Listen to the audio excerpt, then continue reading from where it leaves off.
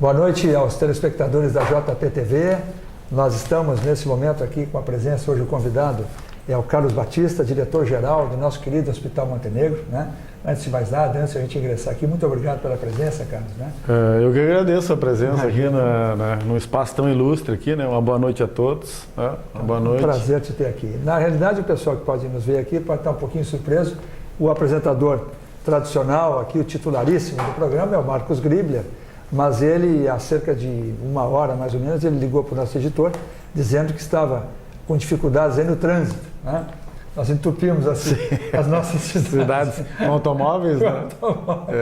E ainda falando em ecologia, né? Sim. Nós entupimos todas as nossas vias com automóveis e o Marcos Gribler, a primeira mensagem era otimista. Ele dizia, vou me atrasar 20 minutos.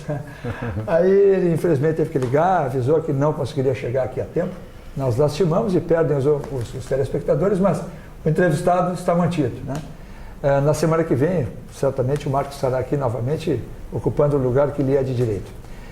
Como nós fazemos todas as semanas, nós comentamos um pouquinho aqui, pelo menos as manchetes principais, do nosso jornal Progresso, com seus 10 mil exemplares distribuídos em 10 municípios do Vale do Caí.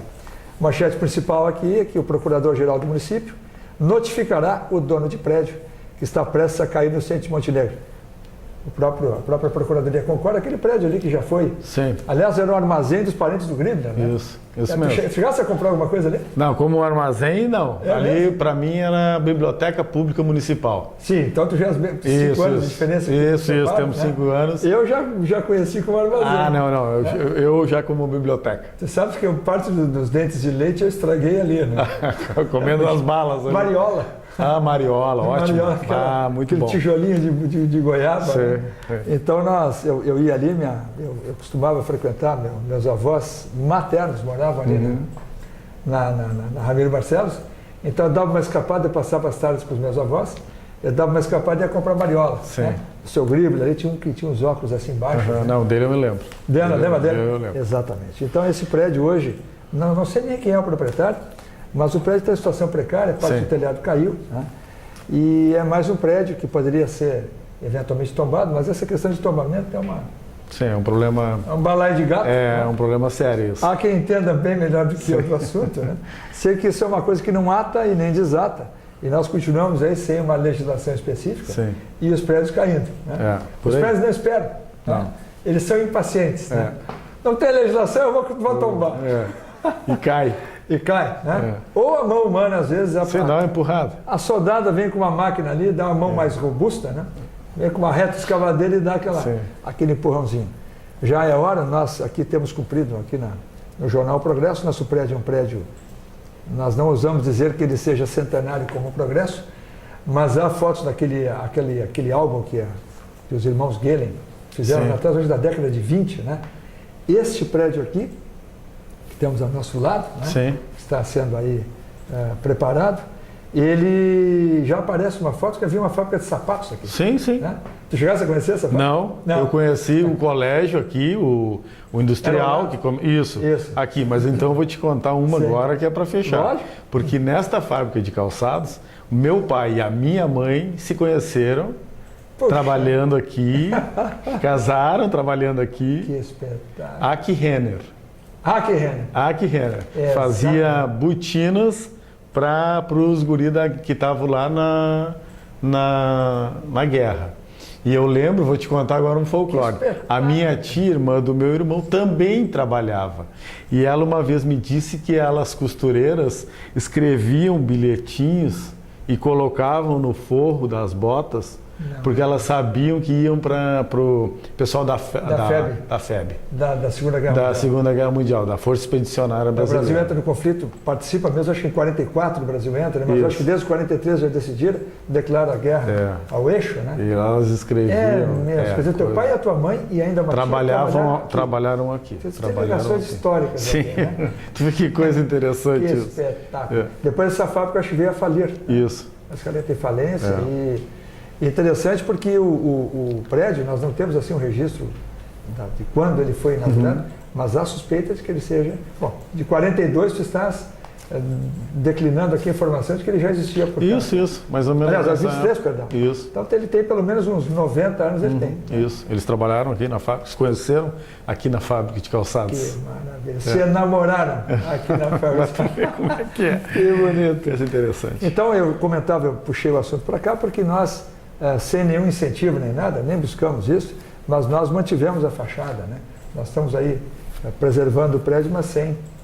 E acho que é importante que as pessoas tivessem essa iniciativa. Né? Embora o Marcos Gribler, aqui, titular do programa, ele advogue que os proprietários desse imóvel deveriam ter algum estímulo também, né? Então você não paga IPTU, por exemplo. Sim. Né? Acredito que deveria ter.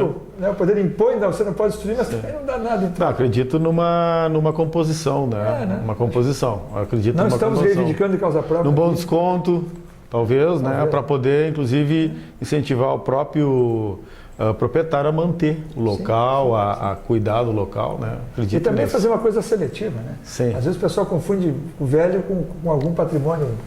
Em geral, as pessoas preservam muito aquelas coisas que disseram respeito à história da cidade. Por exemplo, aqui morou fulano de tal, né? Aqui morou o Capitão Porfírio. Né? Me parece que uma dessas casas, não sei se é o Capitão Cruz ou o Capitão Porfírio, a casa, me parece que nas cercanias de Montenegro, ela ainda existe, né? Esses são lugares que mereceriam um cuidado. Olha, aqui vai ser um museu, um memorial, né? Claro, e com certeza. A sua casa, a casa de 80 anos, mas ela não tem valor arquitetônico, ninguém importante morou ali, talvez não vale a pena preservar. Né? Pode ser. Enfim, é uma coisa a discutir, mas o mais importante é que esse assunto finalmente evolua. Né? Claro. O outro detalhe aqui, o nosso presidente da Câmara de Vereadores, o Krantz, o Renato Krantz, instigado aqui pela reportagem, foi a Clarice Almeida quem me entrevistou, perguntou a ele o seguinte: se ele e com seus colegas, né, se eles diziam que havia 40 motivos para o impeachment do prefeito Azeredo, montaram a CPI, né, a CPI foi concluída, a CPI recrimina o prefeito Paulo Azeredo, e, no entanto, o impeachment não foi encaminhado. Né? Então, a nossa repórter perguntou para ele por quê? Não apareceu ninguém, porque para deflagrar o processo basta que um cidadão qualquer, né, qualquer não, habilitado, né, legalmente habilitado, vá lá e diga: olha, eu quero que abra esse processo. Por que não apareceu ninguém? Né? E ele responde, eu recomendo a todos que assistam a entrevista, ela está acessível no nosso portal, ele responde que, de fato, não apareceu ninguém, alguns até andaram perguntando, fazendo pergunta aqui. Alguns questionamentos. Como é que eu abro isso e questão? E aí, pesa aqui a minha ignorância, que eu devo confessar de pronto, ele disse, pelo que ele responde, algum vereador também, qualquer vereador pode deflagrar o processo. E aí fica uma pergunta no ar, que é a seguinte: bom, mas se havia tanta convicção, se pelo menos 4 vereadores foram ali bem acerbos na crítica, né, convictos, participaram ativamente da CPI, se eles próprios podem ter a capacidade de abrir o processo, ninguém está aqui pregando que seja processo aberto, não se trata disso. Eu não estou instigando que o processo seja aberto. Nós estamos com o veículo de comunicação indagando.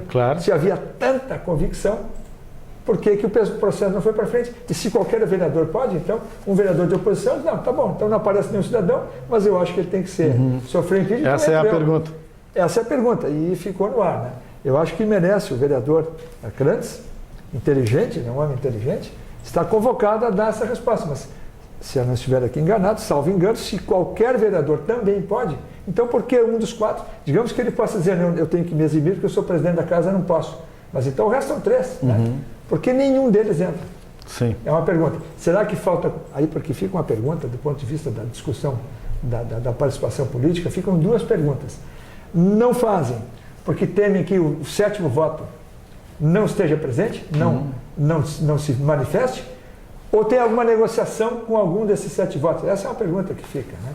Quer dizer, o abrandamento da convicção lança num olhar mais arguto eventual preocupação dos meus parentes. Então, não. Né? Ou não era tão grave assim os elementos? Quem sabe, né? Eu também não quero entrar nessa seara, porque a minha seara é da saúde. Mas a nossa veículo de comunicação é obrigatória indagar. Né? Tranquilo. Porque isso, nós nunca faríamos essa pergunta se a coisa fosse assim mais suave. Né? Olha, quem sabe, vamos investigar, entra aí no poder público, né? Na promotoria. Mas foi tão ferrenho, né? E a administração, o executivo, às vezes é tão até achincalhado, né? Como incompetente, coisa e tal. de repente a coisa emudece. É uma pergunta para o bem do próprio município, porque tem havido uma desarmonia grande, né? O executivo, o legislativo, o pessoal não acertou o passo ainda, né? Não que tenha que haver, faz parte da democracia, esse convívio saudável, a unanimidade, já dizia o Nelson Rodrigues, é burra. Claro. Né? Então estamos buscando unanimidade, mas o bem do município tem que preservar. Sim. Não há esse poder moderador aqui, nós também não temos como imprensa, mas a gente como cidadão gostaria que a coisa fosse harmônica, né? Outra coisa aqui, o nosso querido Carlos Leser, cronista dos mais prestigiados aqui, nós temos orgulho de que ele faça parte do nosso time. O Carlos Leser, que é um poeta de mão cheia. Sim, né? sim. Poesia é uma coisa que se afastou muito da vida das pessoas, né? Antigamente, eu comentava aqui hoje de manhã rapidamente, antigamente o pessoal disputava a tapa espaço do jornal mais antigo. Eu tive a oportunidade, eu estou sempre revisitando o Progresso, lá atrás tinha poetas aí escrevendo. Vários. Tinha vários, né? E alguns se indignavam porque não saíam, né? Sim. O cara dizia, pô, tu sabe que na área de imprensa é muito melindre, né? O camarada escreve uma crônica, se não sair, puxa vida, o editor fica em pau de aranha. Mas o Leser aqui faz então essa indagação, coloca a opinião dele em relação à biblioteca, porque faz 584 dias que nossa biblioteca já se afastou. Sim. Foi lá no parque, está lá no Parque Centenário, e nós lançamos uma campanha aqui para que a biblioteca volte ao seu lugar de origem. Uhum. É um assunto também complicado, o prefeito Paulo Azevedo entrou, disse que o projeto estava mal feito, era muito caro. Disse, não vamos fazer a execução do projeto. E aí a coisa andou, está parado, e o projeto agora se foi, a verba parece que não cabe mais. Enfim, são coisas aí que a gente também... São pequenas campanhas que visam contribuir. E a leitura, nós falamos aqui do teu irmão, né, rapidamente. Fundamental. Fundamental que as pessoas leiam, né? Aliás, falar um pouquinho da tua família, tu és montenegrino da Cepa, né? Sou montenegrino da Cepa, aqui bem daqui. Eu nasci ali na rua... Ai meu Deus, agora fugiu o nome. Ali no Nathalie, ali à direita, é na Arthur Renner. Arthur Renner. Isso, a casa, o espaço ainda está ali. Eu nasci em casa, né, de parteira e tal. E fiquei aqui na minha cidade um bom tempo, mas eu estive fora também um outro bom tempo, né? Mas só aqui em Montenegrino, moro aqui de novo, os irmãos todos moram aqui. Todos nasceram aqui? Todos nascemos aqui em Montenegro, somos aqui de Montenegro. Tu comentavas ainda aqui rapidamente que a tua mãe é descendente do Tristão Fagundes. Do Tristão Fagundes, minha mãe é Fagundes, isso, minha mãe era descendente do Tristão Fagundes. O meu pai é ali da região de Santo Antônio da Patrulha, e eles tinham lá uma casa de negócios, e depois do falecimento do meu avô, a minha avó botou todos os pertences em cima de um barco grande na época, esperou uma cheia do Arroio Cadeia, veio descendo o rio, pegou o rio Caí e parou aqui em Montenegro. A minha avó era uma espanhola que dançava castanholas, né? Que maravilha! Isso.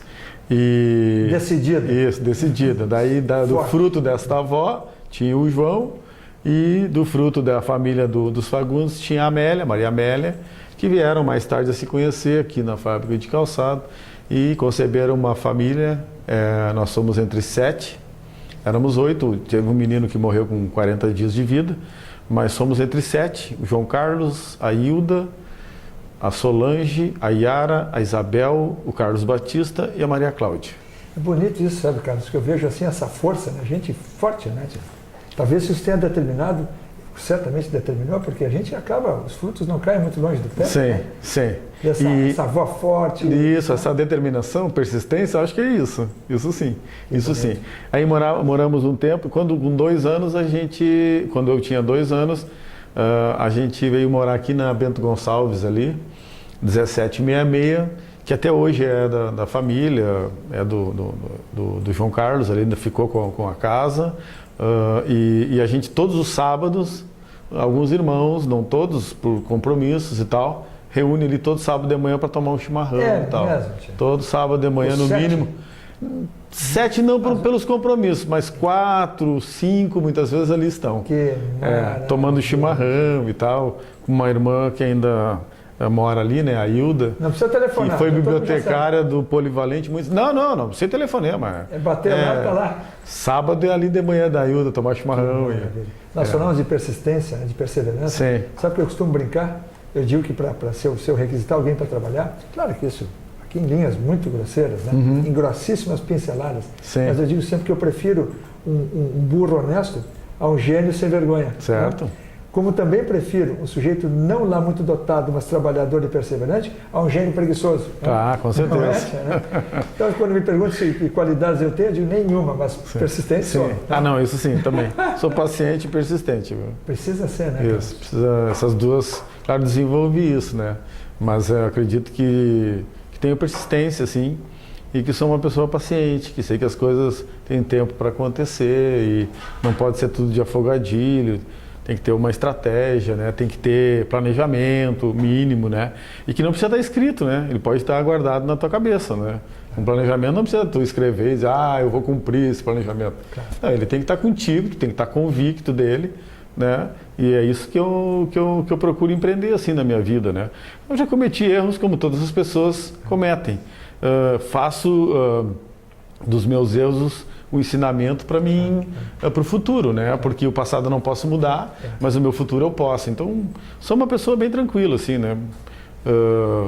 Honesto nas minhas relações, né? Só falo e só faço aquilo que eu tenho convicção. Não procuro ficar convencendo ninguém, né? Porque eu acho que as pessoas não precisam ser convencidas. A gente precisa ter argumentos para conversar com elas e elas mesmas se convencer das coisas, né? Eu não tenho que estar fazendo nenhum trabalho de convencimento, né?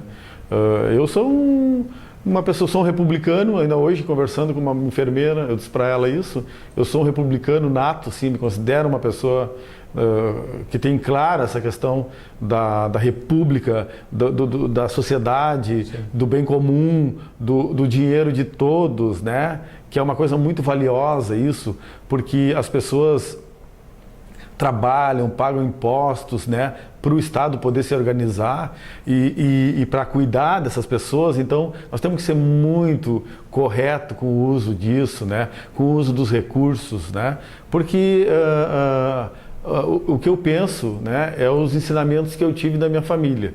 Né? Então, a minha mãe sempre dizia, meu filho, olha, o que tu tem é o teu nome e é isso que leva contigo. E só tem dois caminhos, o do bem e o do mal. Então não tem meio termo, né? Não tem ninguém mais ou menos bem e mais ou menos mal, né? Ou é do bem ou do mal. Então eu levo isso para mim. Então assim, eu procuro jogar desse jeito. Assim, eu sou uma pessoa muito tranquila, honesta nas minhas relações, como eu disse, e cometi erros já. E eu atiro a primeira pedra que não os cometeu. Lógico. Então, né? Sou tranquilo. Estou numa batalha, se tu me permite, ali perante ao hospital e estamos trabalhando para isso. Nós vamos abordar isso agora. Tranquilo. No segundo bloco nós temos um intervalo agora. É porque eu sou muito entusiasmado pelo hospital. Que bom. E eu gosto de deixar solto mesmo quando eu entrevisto alguém. Nós aqui temos, ainda que, como não é uma televisão no sentido tradicional daqui do horário a ferro e fogo. Sim, que é ótimo isso, né? Eu detesto, né? Sim. Porque tu tem que cortar, agora vamos fazer... Não. Termina teu raciocínio, depois a gente volta. Mas como o tema é maior, eu acho que vale aqui a provocação e no segundo bloco a gente retornamos em instância, a gente sensibiliza isso logo, mas já digo de antemão, Montenegro é muito feliz por ter um diretor-geral do Hospital Montenegro, no qual todo mundo tem um parente que nasceu, morreu, né? Cada um de nós eu tenho também. Sim. E eu respeito o Hospital Montenegro desde criança e graças a Deus ele está salvo. Voltamos logo.